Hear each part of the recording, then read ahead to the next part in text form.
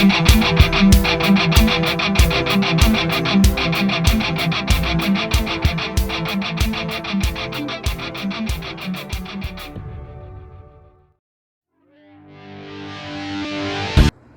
this video, we're going to talk about how caricatures are more easily recognizable than photographs of people.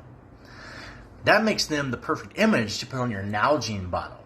So if you get separated, someone can more easily identify you based on your caricature, which will help you reunite with your best friend here.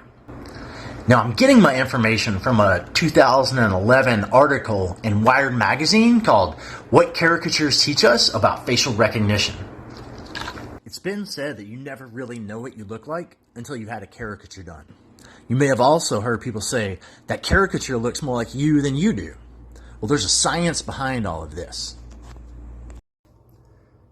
You may have heard of Einstein's theory of relativity. Well, there's a theory of relativity too that informs artists on what to look for when they're drawing people's faces.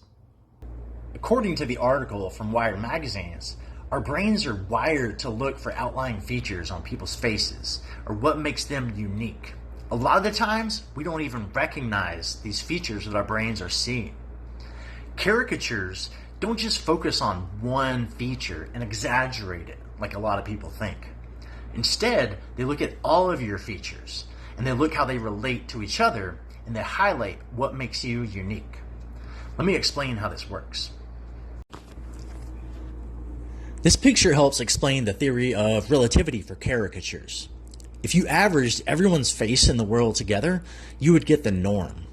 And there's certain dimensions of the norm. For example, the head is 5 eye lengths across. And if you drew parallel lines going up from the corners of the mouth, they would intersect with the pupils of your eyes. Based on the theory of relativity, it's up to the artist to decide which features that he or she will exaggerate. For example, if the nose is bigger than the norm, the artist might exaggerate and make the nose bigger. Or if the eyes are smaller than the norm, the artist may exaggerate and make the eyes smaller. But it doesn't stop there, because the artist has to look how things are relative to other features on the face. It's not just one feature. We also look at how features are relative to other features on the face. So I don't just make the nose bigger and exaggerate the nose, because it's not going to look right. So maybe if my nose is bigger, it might make my eyes smaller. Or if my nose is bigger, it may bring my smile up, or it may bring my cheeks out. So it's going to affect other features on the face. So every feature is relative to every other feature on the face. Take this balloon, for example. You can see the face on the balloon. If I change the balloon in any way, it's going to change the shape of the face.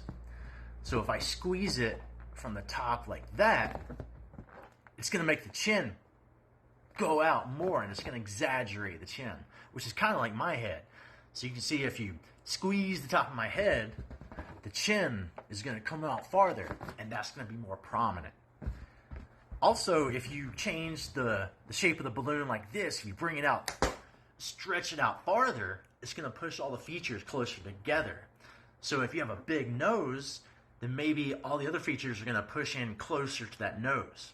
Or it might push the eyes out. It just all depends.